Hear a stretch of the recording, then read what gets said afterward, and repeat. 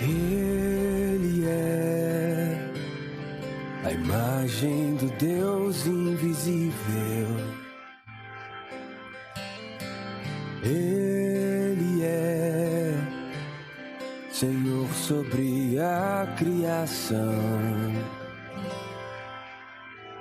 pois nele foram criadas todas as coisas, nos céus e na terra.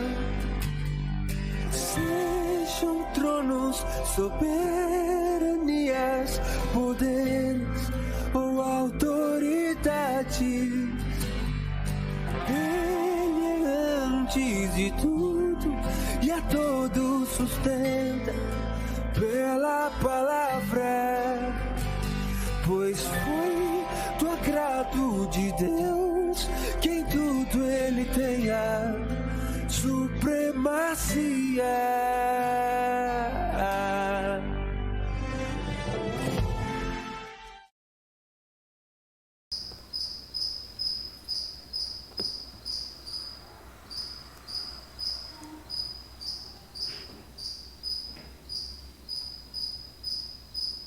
Boa noite, irmãos. Saúdo a todos vocês com a graça e a paz do Senhor.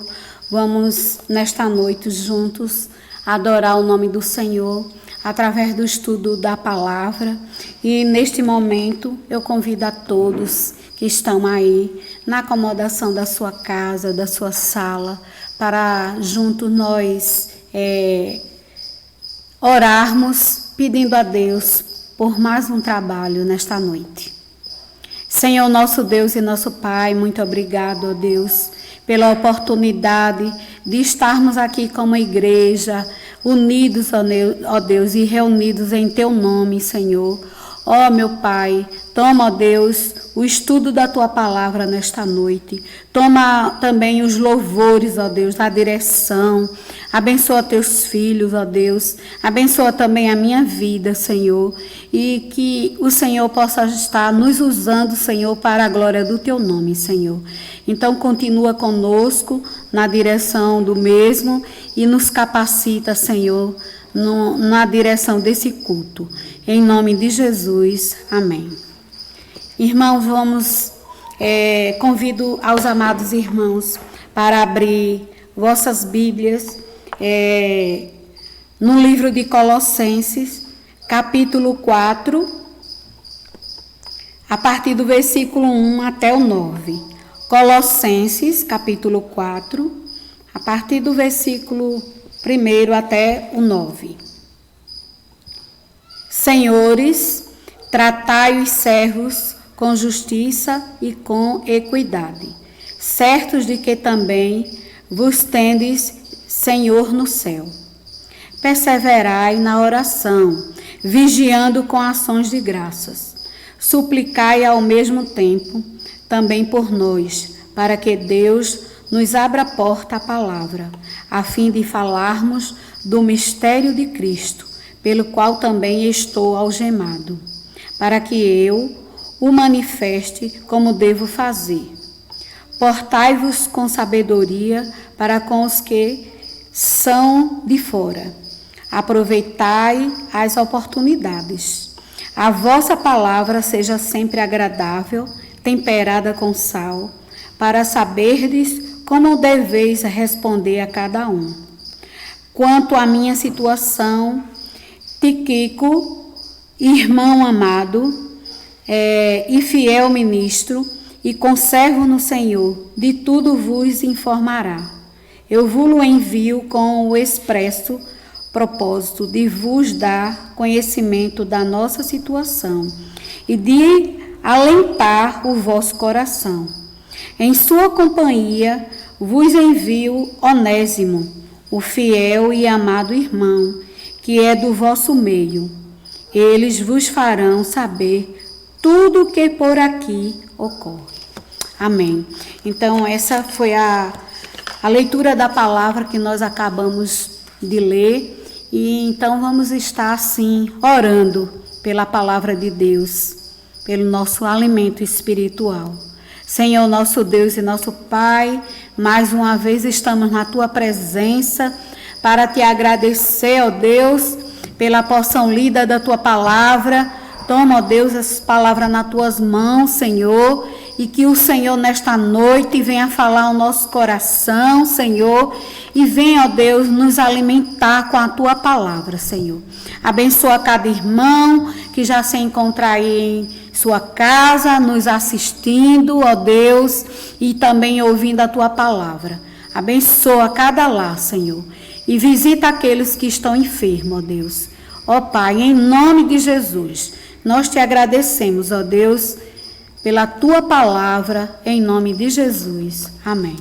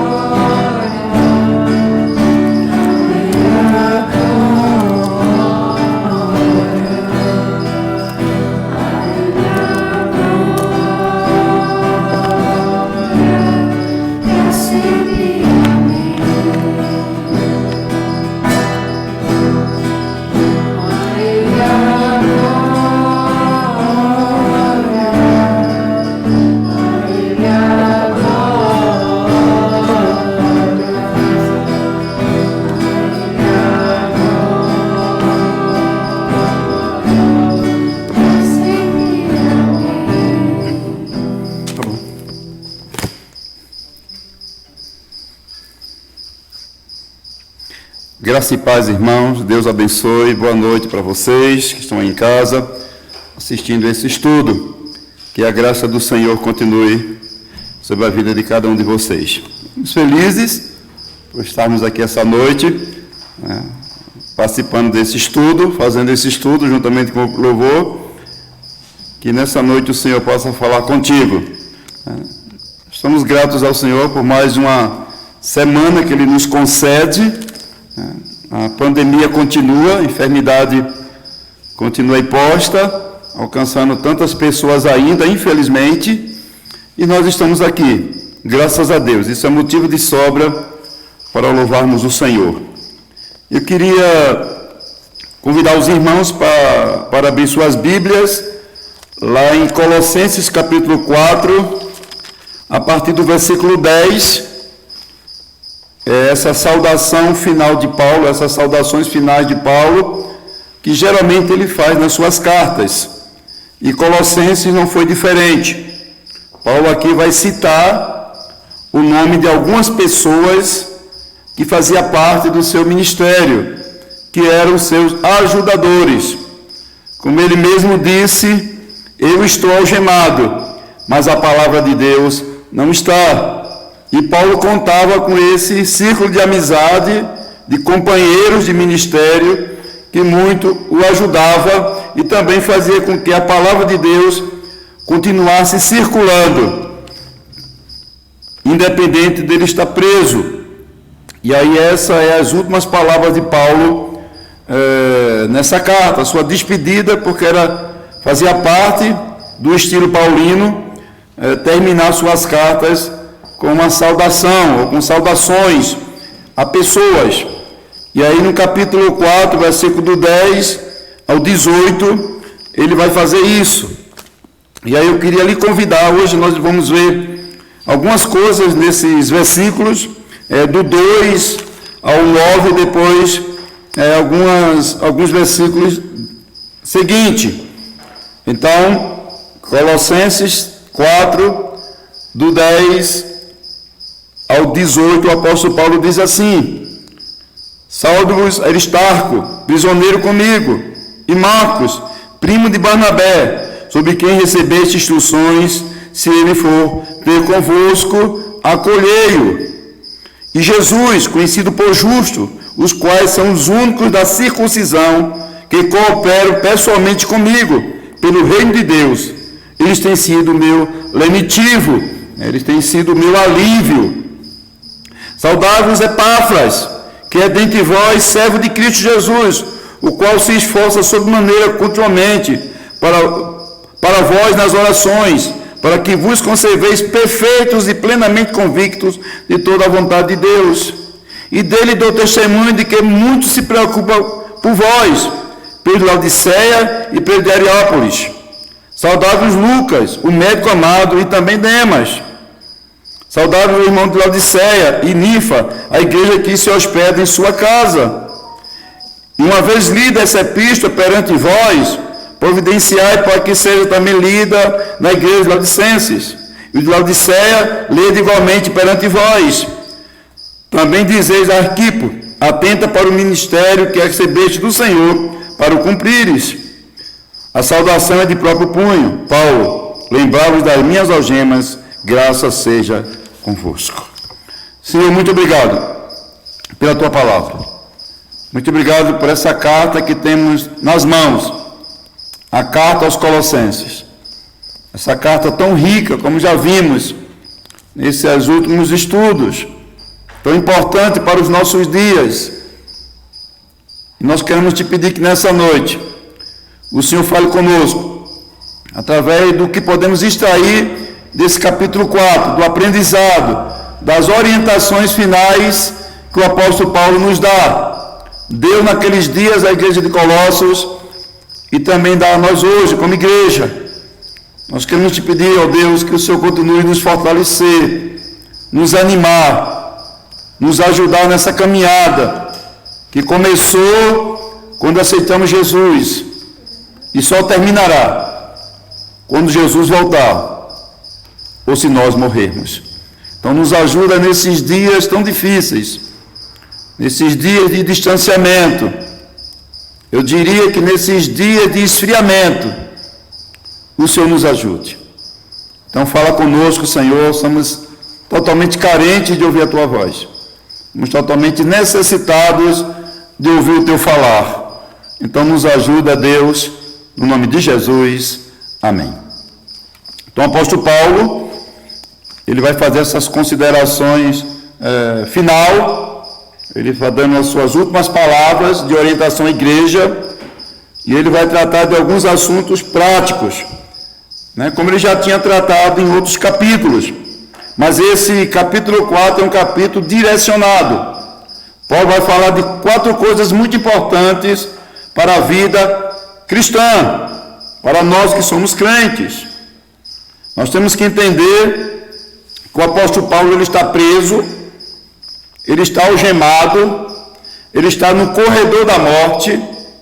O apóstolo Paulo está com o pé na sepultura, a cabeça perto da guilhotina de Roma, mas ele não estava inativo. Como ele mesmo disse lá em 2 Timóteo 2,9, eu estou algemado, mas a palavra de Deus não está. Então, da cadeia, preso, Paulo vai continuar comandando a obra missionária. Hoje nós temos visto tantos criminosos comandando o crime de dentro de um presídio, um crime organizado dentro dos próprios presídios. E essas pessoas, elas são agentes da morte. Paulo, preso aqui, ele é um agente, ele é um embaixador da vida. Então, Paulo fecha as cortinas, dessa carta, e ele vai dar suas últimas instruções. Ele vai falar sobre a necessidade de buscarmos primeiro, de ser buscado primeiro as primeiras coisas. Então eu queria ver algumas verdades, algumas considerações nessa carta.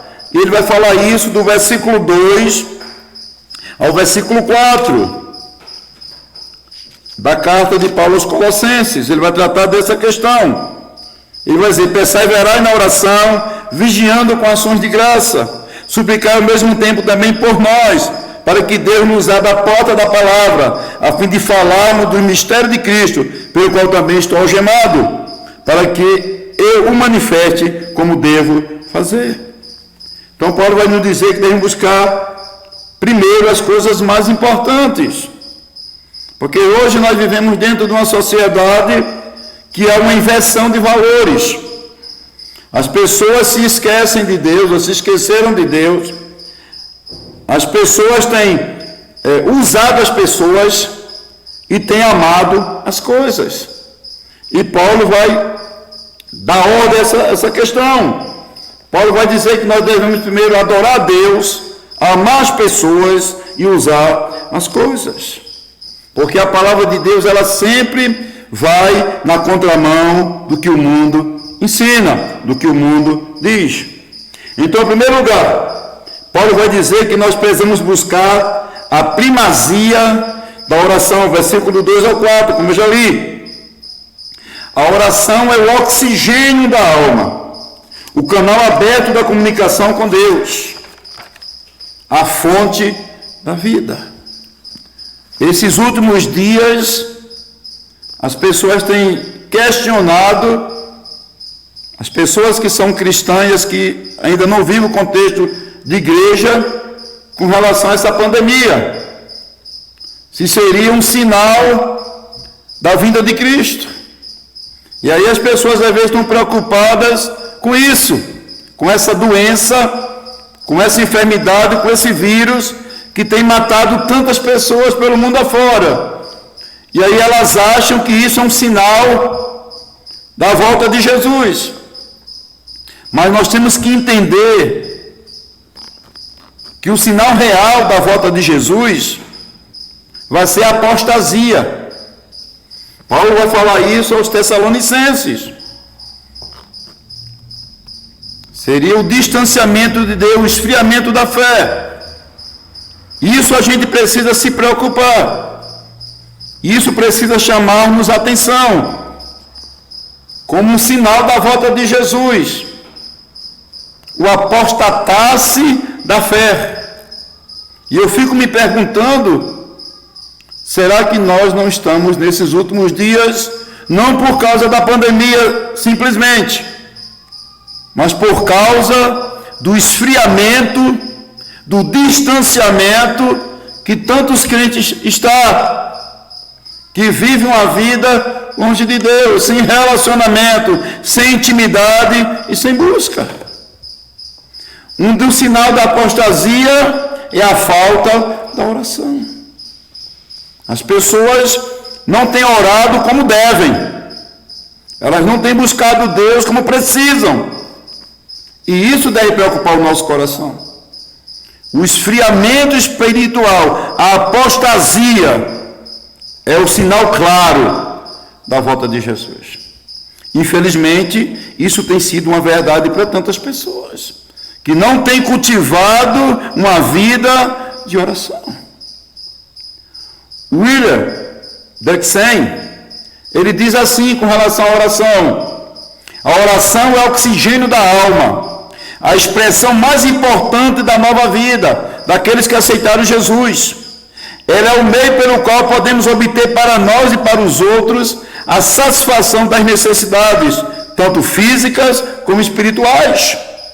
É a arma dada por Deus para combater os sinistros ataques do diabo e seus anjos. A oração é o veículo pelo qual confessamos os nossos pecados. Então, nos últimos dias haverá um esfriamento. As pessoas não mais se preocuparão com essa questão de orar e esquecem que é algo tão importante, tão necessário para a vida cristã. Então Paulo vai nos dar algumas características dessa oração, algumas marcas dessa oração que precisa fazer parte da nossa vida, que precisa fazer parte da vida de todo crente. Então Paulo vai dizer nessa carta, nesse capítulo 4, que a oração deve ser perseverante. Versículo 2: perseverai na oração. A igreja não pode deixar de orar. O fogo do altar não pode se apagar. E o fogo tem 4 características: ele ilumina, ele aquece, purifica e se alastra. A igreja precisa orar sempre. Paulo vai dizer isso lá na carta aos Tessalonicenses, versículo 1 Tessalonicenses 5,17. Orar sem cessar. Nunca devemos esmorecer na fé. A igreja apostólica era uma igreja vitoriosa, porque era uma igreja que andava de joelhos. Perseveravam na oração.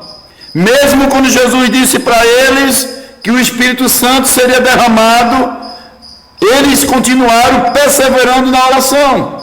Se você abrir a sua Bíblia lá em Atos 1,14, você vai ver isso. Então esse era o segredo da igreja primitiva, a oração contínua, perseverante. Não é aquela oração uma vez por semana, uma vez por mês, não. É uma oração diária, que se luta com Deus, persevera com Deus. Mas Paulo também vai dizer que a oração deve ser uma oração vigilante. Vigilante é o contrário a um espírito sonolento, letárgico, desligado dos problemas e perigo que nos cercam. Nós devemos orar e vigiar, como Neemias, lá no capítulo 4, 9. O texto diz que Neemias colocou o povo ali para orar, mas colocou também as pessoas de guarda, vigilantes. Assim deve ser a nossa oração. E Jesus nos orientou, nos alertou com relação à necessidade de orar e vigiar. Porque às vezes as nossas orações elas são frias e rotineiras. Às vezes o diabo quer que nós levemos uma vida de oração assim. Às vezes ele não quer que a gente deixe de orar não, mas ele quer uma oração fria, uma oração sem fogo, sem gemido diante de Deus. Às vezes as nossas orações são orações de desencargos de consciência. Senhor, abençoa a minha noite, que eu durma bem, e abençoa meu dia, no nome de Jesus. Amém. Paulo está dizendo que a oração tem que ser uma oração vigilante, constante.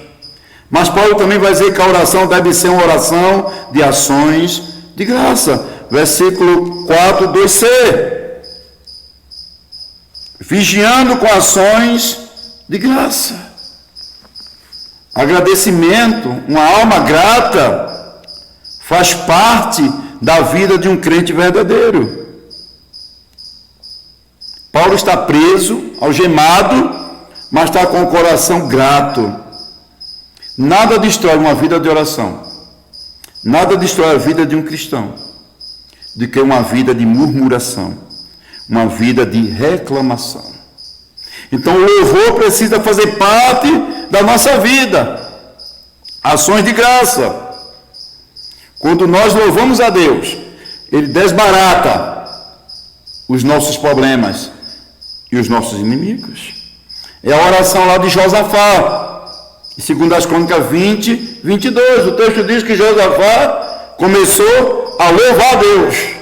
E foi naquele momento que o povo de Israel começou a ter vitórias. Mas Paulo também vai dizer que a oração tem que ser intercessória. Versículo 3. Suplicar ao mesmo tempo também por nós, para que Deus nos abra a porta à palavra, assim de falarmos dos mistérios de Cristo, pelo qual também estou algemado. O apóstolo Paulo tinha consciência da necessidade da oração. Ele sabia da importância da oração. A oração é a chave que abre as portas do Evangelho, as oportunidades para o Evangelho. Então a gente precisa orar. A gente precisa orar um pelos outros. A gente precisa orar pela obra missionária. A gente precisa orar pelos missionários para que Deus possa abençoá-los nas atividades que eles desempenham. Nós podemos trazer o mundo todo ao nosso alcance através da oração.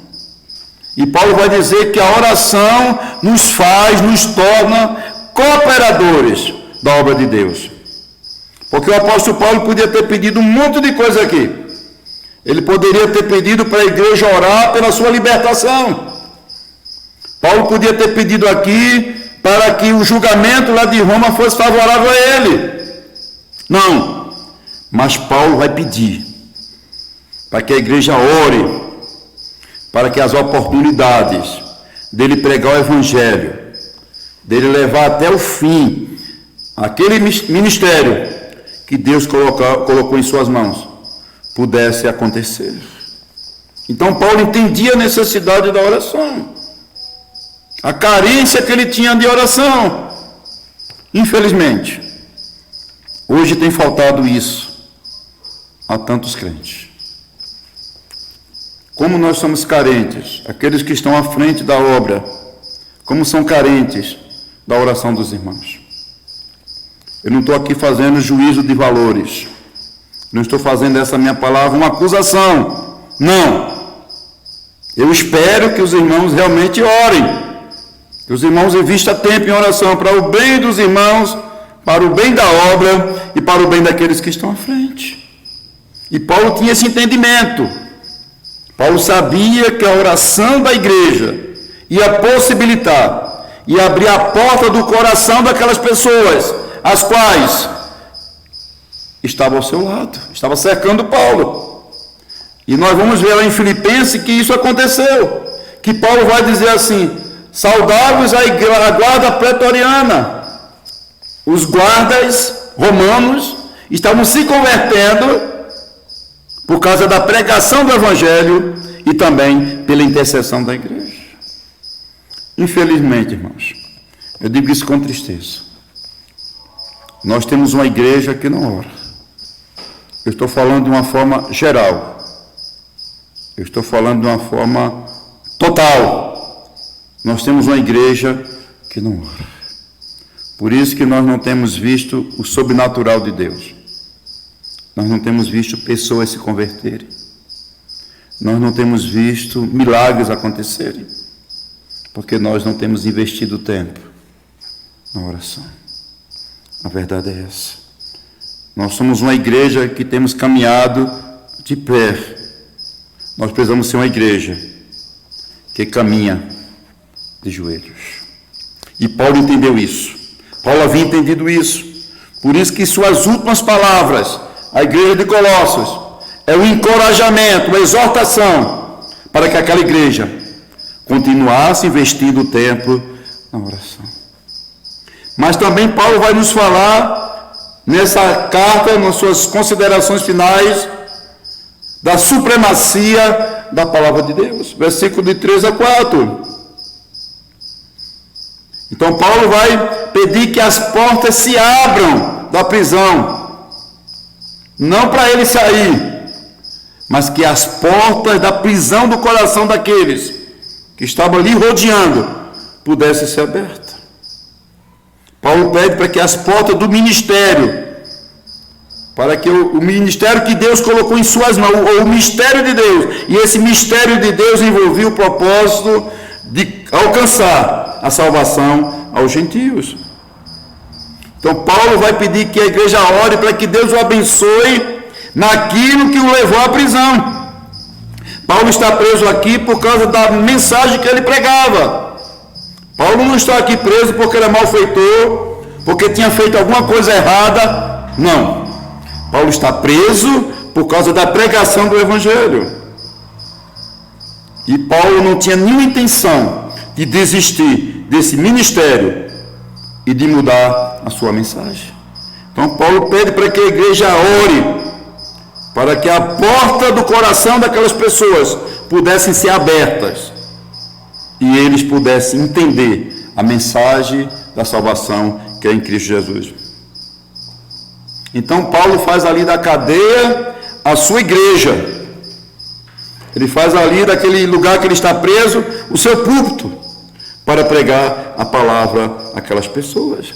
E Paulo vai dizer que quando a igreja ora, ela se associa ao missionário. Gente, as vitórias dos missionários nos campos nos quais eles estão, é nossa vitória também. Mas vamos receber galardões como consequência das nossas orações. Quando você ora pelos missionários, pela obra que ele está realizando, você está sendo co-participante. E isso que Paulo entendia. Paulo está dizendo que quando a igreja estava participando com ele da oração, a igreja estava junto com ele. As vitórias de Paulo ali na prisão, a conversão das pessoas era resultado da oração da igreja. Paulo entendia isso. E aí Paulo vai aproveitar todas as oportunidades que lhe aparecem. E aí ele vai ganhar os soldados. Enquanto estava preso, estava ali pregando. Às vezes nós perdemos tantas oportunidades de pregar para as pessoas. Por isso a gente tem vergonha. Às vezes a gente tem medo, né, de se parecer chato, ridículo, antiquado. E às vezes a gente perde a oportunidade de pregar para as pessoas. Paulo não perdeu a oportunidade e prega para aqueles soldados. E aqueles soldados se convertem. Mas Paulo também vai falar aqui nesse capítulo 4 da urgência do testemunho, versículos 5 e 6. Portai-vos com sabedoria para os que são de fora, aproveitai as oportunidades. A vossa palavra seja sempre agradável, temperada com sal, para saber de como deveis responder a cada um. Então Paulo vai orientar a igreja de Colossos para se comportar com sabedoria diante daqueles que ainda faziam parte da igreja. Essa expressão de fora, ela equivale a um termo rabínico, que denominava aqueles que eram de outras religiões. E Paulo vai usar esse termo aqui para mostrar que os de fora são aqueles que ainda não são crentes. E aí Paulo vai dizer que a conduta diária daqueles cristãos poderia ser um instrumento na mão de Deus para atrair aqueles que ainda não faziam parte. Então a conduta diária dos crentes de Colossos poderia ser um instrumento na mão de Deus para atrair aqueles que ainda não conheciam Jesus. Porque muitas vezes, ou às vezes, nós somos pedra de tropeço. No lugar de juntar, a gente espalha. No lugar de atrair, a gente afasta. Infelizmente, a realidade é essa. E Paulo está dizendo, olha, portai-vos com sabedoria para aqueles que são de fora, para que através da conduta de vocês, eles sejam atraídos, eles queiram saber quem é esse Jesus. Então Paulo está dizendo, olha, igreja de Colossos, não se tornem pedra de tropeço, porque talvez o único evangelho que as pessoas irão ler é a sua vida. Por isso que ele está dizendo que devia se portar com sabedoria para com os de fora, para aqueles que ainda não faziam parte do reino, não faziam parte da igreja.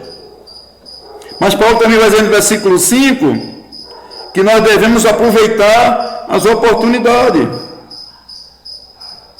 Paulo aproveitou todas as oportunidades que teve quando esteve preso, para evangelizar aqueles guardas, para falar do amor de Jesus para ele. Porque se tem uma coisa que Deus tem nos dado, é tempo. É a mordomia do tempo. Deus nos dá 24 horas. E dessas 24, nós temos 8 para descansar. Apesar que tem gente que parece que descansa um pouco mais. E as 16 horas que Deus nos dá, Ele nos dá para nós aproveitarmos o máximo, para realizarmos coisas que possa atrair pessoas. Paulo vai fazer esse investimento. Ele aproveitou aquele momento para pregar para os soldados e também para escrever cartas. Quer dizer, ele produziu algo que foi bênção na vida das pessoas, foi algo positivo na vida de tantas pessoas. E às vezes a gente perde tanto tempo fazendo tantas coisas, menos aquilo que deveríamos, por dever, de fazermos. Produzir algo que possa ser um instrumento de Deus no alcance de pessoas. Mas Paulo também vai dizer que nós devemos ter uma palavra certa na hora certa. Paulo vai dizer que a palavra tem que ser temperada, agradável. Nós não devemos ser rudes, grossos com as pessoas. Às vezes nós queremos que a nossa opinião prevaleça sobre a do outro, porque a minha é mais certa, a minha é mais importante. Por conta dessa imposição muitas vezes nossa, a gente perde às vezes de ganhar o outro. Às vezes é melhor sair como perdedor e alcançar aquele coração, de que muitas vezes achar que estamos por cima e perdermos uma vida. Às vezes nas discussões com as pessoas, a gente sempre vai querer que a nossa opinião prevaleça. Eu não estou dizendo com isso que a sua opinião não está certa, mas às vezes a gente, por conta da nossa transigência de ser maleáveis, nós perdemos pessoas. Por isso que Paulo vai dizer que a palavra tem que ser temperada, nem com muito sal, nem com sal nenhum. Uma comida sem sal é horrível, mas uma comida salgada também é horrível tanto quanto. Então Paulo vai dizer que a nossa palavra tem que ser temperada. Às vezes a gente quer botar a nossa opinião de garganta dentro para as pessoas e não abrimos mão, porque aquilo para mim é super verdade. E às vezes até o é. Mas no reino de Deus, no Evangelho de Cristo, nós temos que aprender a perder para poder ganhar. É assim que a coisa acontece. Por isso que Paulo está dizendo que a palavra tem que ser uma palavra temperada, agradável, para saber responder àqueles que são de fora. E às vezes a gente quer impor, a gente quer colocar as coisas de garganta dentro para as pessoas. Que a nossa opinião é a melhor, é a maior, é a mais vantajosa. E aí às vezes a gente não abre mão. E o reino de Deus, a gente precisa aprender esse princípio. O princípio do saber perder para ganhar. Às vezes numa discussão você tem que às vezes abrir mão, não dos seus valores. Às vezes você tem que abrir mão muitas vezes das suas opiniões, para podermos depois ganhar aquela pessoa para Cristo. Por isso que Paulo está dizendo para a igreja que ela precisa ter uma palavra agradável, temperada com sal, né? Para poder saber responder a cada pessoa. Mas Paulo vai dizer do versículo 7 ao versículo 18 dessa carta, que nós precisamos cultivar relacionamentos. O sucesso do apóstolo Paulo, o alcance do ministério de Paulo, se dava ao fato de ele ter se cercado de pessoas que foram bênção, que foram instrumento de Deus para ajudá-lo. Paulo tinha uma equipe, um grupo, a staff de Paulo, o grupo de Paulo, a turma de Paulo, eram pessoas trabalhadoras, homens e mulheres, que estavam dispostos, que estavam com zelo, com dedicação na obra de Cristo. E que muito contribuíram para o ministério de Paulo, para o seu apostolado. Ele se cercou de pessoas que foram instrumento de Deus para alcançar outras pessoas. Enquanto Paulo estava preso, pessoas estavam soltas. E eram essas pessoas que Paulo recorria para que a palavra de Deus pudesse chegar a outros corações. Nós precisamos nos cercar de pessoas que tenham compromisso com Cristo, que levem Jesus a sério. Às vezes a gente se cerca de pessoas que não têm nenhum compromisso com Cristo, não têm nenhum compromisso com a obra, não leva a Deus a sério. E isso com certeza vai nos fazer tropeçar. Paulo se cercou de pessoas que podem ser seus ajudantes, cooperadores, como ele mesmo chama, meus cooperadores. E ele vai citar aqui algumas pessoas. Ele vai dizer-nos alguns nomes de pessoas que foram chave, foram importantes, foram seus colaboradores nessa obra que Deus colocou em suas mãos. Porque Paulo aprendeu a trabalhar em equipe. Às vezes, trabalhar em equipe é um grande desafio para nós. Tem pessoas que são individualistas, egocêntricas, egoístas. Elas não sabem trabalhar em grupo. E hoje é um grande segredo até para empresas. Pessoas que sabem trabalhar em grupo. E nós, como crentes, é que temos que aprender mesmo a trabalhar em equipe, porque a obra é muito grande. Não dá para fazer tudo sozinho. Não dá para fazermos tudo. A gente precisa de pessoas. A gente precisa se cercar de pessoas que levem Deus a sério, que entenda que essa obra é nossa, que esse serviço é da gente, que Deus colocou nas nossas mãos, e Ele não conta com outros, Ele conta com cada um de nós. Por isso que Paulo aqui vai citar um nome de várias pessoas que o ajudaram a fazer com que a obra continuasse caminhando. Ele vai citar Aristarco, Marcos e Jesus os justos, que eram judeus, mas ele também vai citar 3 gentios, Epáfras, Lucas e Demas, que fizeram parte do seu ministério. A gente vai ver em outras cartas que, infelizmente, Demas deu para trás, abandonou a fé, mas enquanto estava ali engajado, ele foi importante, ele foi um instrumento. E aí Paulo vai citar algumas pessoas Do versículo 7 a 8, ele vai citar esse tal de Tíquico. Então, este Tíquico era um homem que serviu a todos, serviu aos outros. Tíquico era aquele homem que levava as cartas de Paulo. Ele levou a carta de Paulo aos Efésios, aos Colossenses. Tudo indica que também levou a carta de Paulo aos Filemão. Então Tíquico era esse homem que informava a Paulo, tanto da situação de Paulo para a igreja, como a situação da igreja para o apóstolo Paulo. Então Tíquico foi esse instrumento que Deus usou como instrumento enquanto Paulo estava preso, para que essas cartas pudessem alcançar o destino. E Paulo vai dizer no versículo 7 que ele era um homem amável. Paulo vai chamá-lo de irmão amado. Ele tornava a vida das pessoas melhores, ele tinha disposição de abençoar.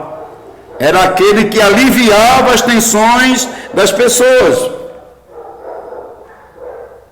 Ele deixava as pessoas mais felizes pelo fato de se relacionar com ele.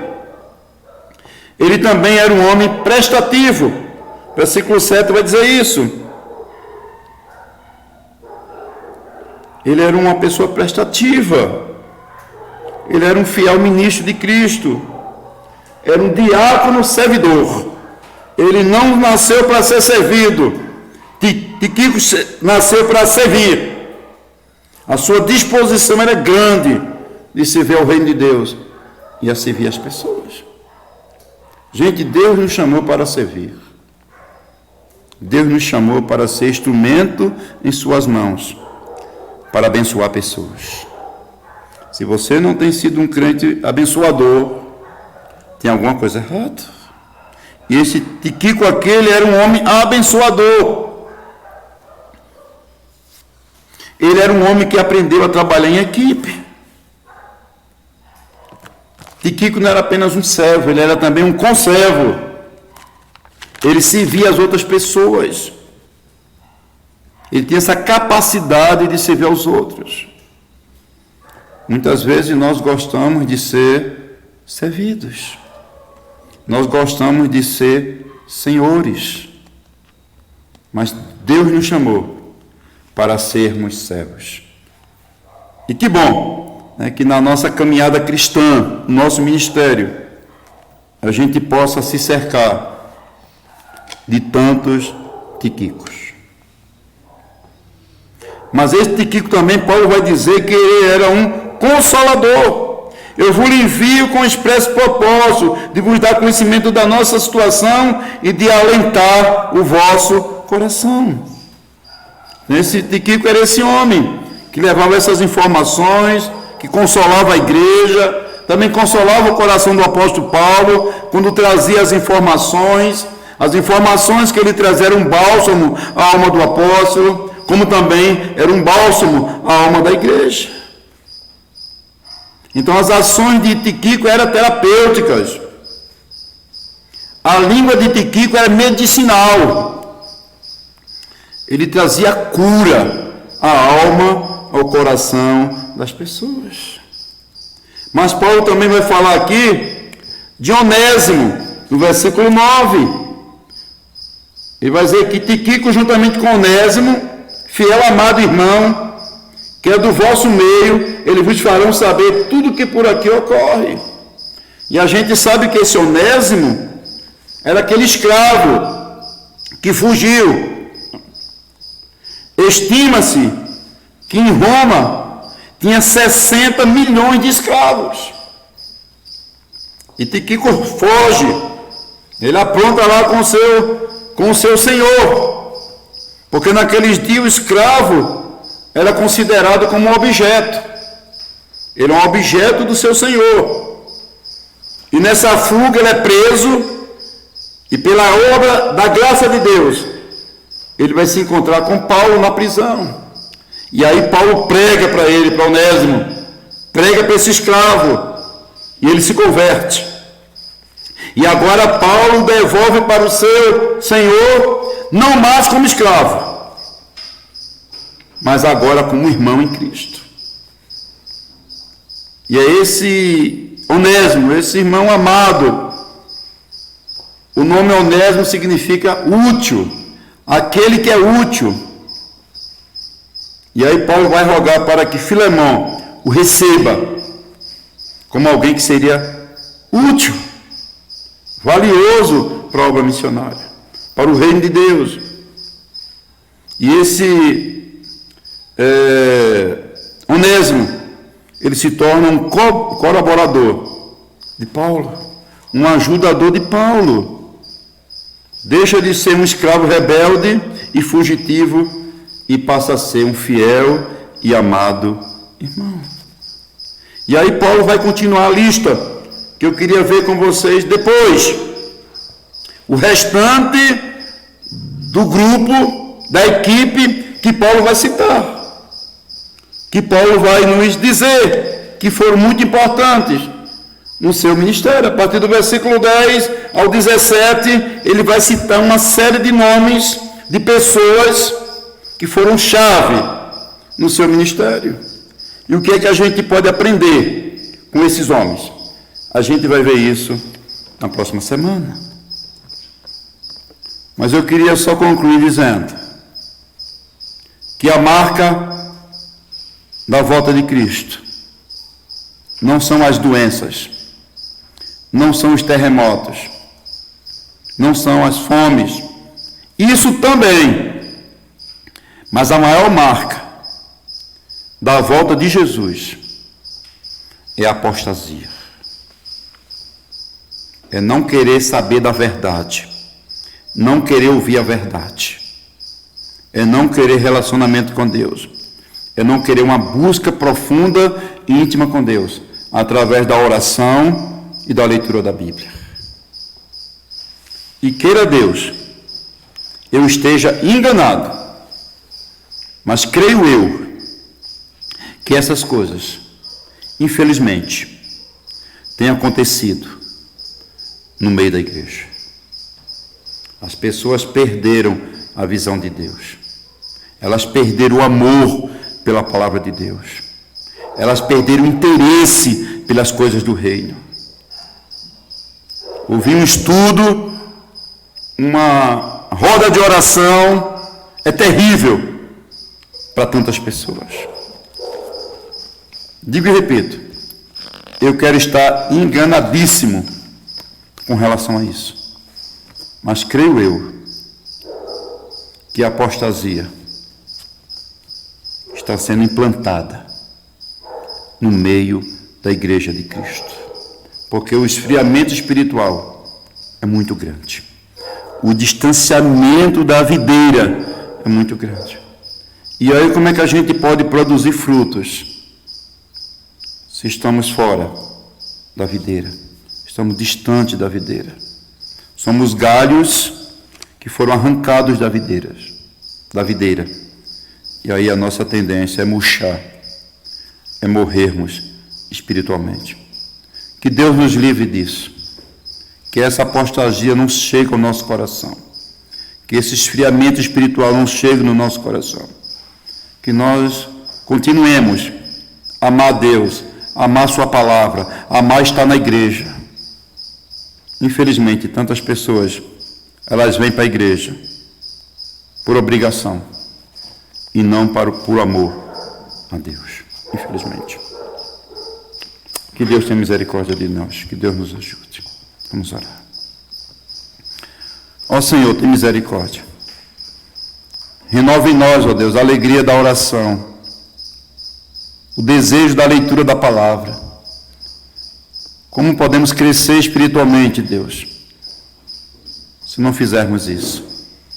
Se não te buscarmos através da oração e da leitura da tua palavra?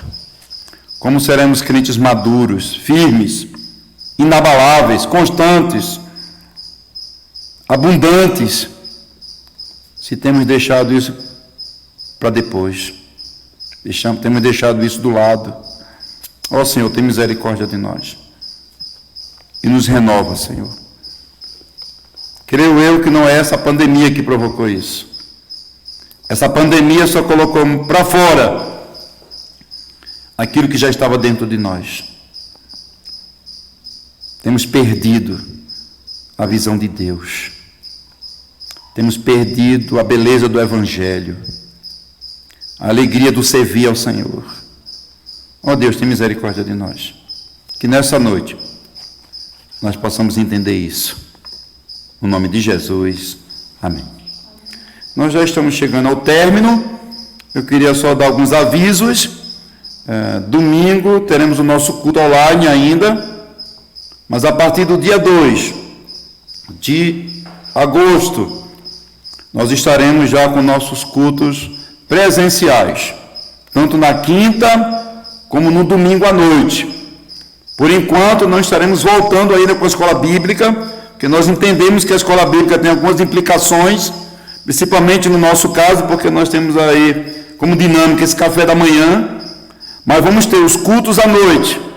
E domingo, dia 2, nós estaremos ministrando a ceia do Senhor. Eu acredito que o nosso espaço possa caber aí umas 25 pessoas, obedecendo o distanciamento. Então nós vamos fazer um culto de 6 às 7, e depois outro de 7 às 8, para contemplar todo mundo que queira vir participar da ceia do Senhor, obedecendo, claro, todas as exigências da Secretaria de Saúde do município, distanciamento, todo mundo de máscara, álcool gel, os banheiros abertos com sabão, água, papel toalha para quem queira lavar as mãos, enfim, vamos tomar as medidas que são necessárias, e aí cabe a você estar conosco. Eu às vezes até brinco que esse vírus, ele é inteligente. Ele não alcança pessoas que estão na fila do banco, uma em cima da outra. Ele não alcança as pessoas que estão montoadas dentro de um supermercado. Não. Mas quando se trata de igreja, parece que esse vírus ele fica atento. Opa, vai para a igreja, eu vou pegar, né? Então a gente não tem medo de algumas coisas, mas às vezes a gente tem medo de vir para a igreja, né? De estar juntos. E aí, dia 2 de agosto vai ser a oportunidade que nós teremos de, como igreja, estarmos juntos de novo, voltarmos, não na sua totalidade. Nós entendemos que crianças até 10 anos não podem estar.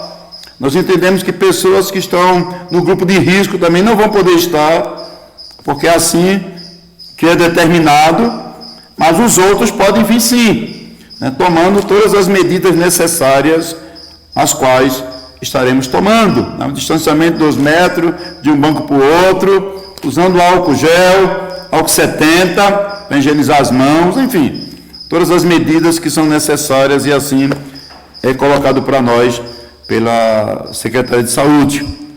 Então, que Deus nos abençoe. Domingo teremos o nosso culto online, e também quinta-feira que vem, né, amanhã teremos esse culto, o culto, e na outra quinta também. E no dia 2 de agosto, se Deus quiser, primeiro domingo de agosto, nós estaremos aqui todos para participarmos aí da ceia do Senhor. Se eu não estou enganado, já vai fazer aí uns 5 meses que a gente não se reúne para participarmos da ceia. Então, domingo, dia 2 de agosto, vai ser uma oportunidade ímpar. Então, que Deus abençoe.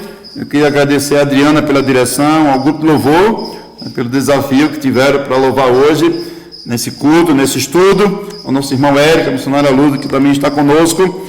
Que Deus possa abençoar ricamente a vida de vocês. Então, vamos orar, e assim estaremos encerrando o nosso culto, o nosso estudo. Senhor, muito obrigado por mais um estudo, pelas verdades que podemos extrair da Tua Palavra. Eu quero encerrar esse momento te rogando, mais uma vez, pelas pessoas que estão enfermas, que precisam, Deus, nessa noite, de um milagre, que precisa da Tua paz, que excede todo entendimento. Visita a mãe da missionária Lourdes. Tu sabes que ela precisa, Senhor, do Senhor, precisa de um milagre, precisa da Tua cura. Quero também pedir pela Aninha, a irmã, filha da nossa irmã Neta, ali em Recife, que também precisa, ó Pai, de uma cura do Senhor, de um milagre que só o Senhor pode fazer. Então, a visita nessa noite, Deus, continua a ser com o pastor Paulo, bispo, esse momento de recuperação, que o Senhor possa abençoá-lo ali naquele hospital, Deus, que o pastor Paulo, bispo, o mais rápido possível, ele possa voltar às suas atividades, fazer aquilo que ele tanto gosta, que é pregar a tua palavra, que é abrir novos campos missionários. Então o ajuda, Senhor, e abençoa teu povo, abençoa cada irmão, cada irmã, aqueles que estão passando por lutas interiores, por dificuldades financeiras, Senhor, estão enfrentando desemprego, Pai, que nessa noite o Senhor faça milagre, que o Senhor supra as necessidades. E muito obrigado por cada pessoa que o Senhor colocou aqui nessa noite para fazermos esse momento. É graça do Senhor, é bondade tua, Senhor, é o teu grande amor. Então muito obrigado e nos ajuda, leva-nos em paz para os nossos lares, nos dá uma noite de sono reparador. Abençoa aqueles que estão nos seus lares, Senhor, visita nessa noite, renova a fé, a esperança, a alegria, Deus, que nós possamos nos tornar crentes saltitantes na tua presença, através da oração e da leitura da palavra. Muito obrigado, Senhor, no nome de Jesus, amém.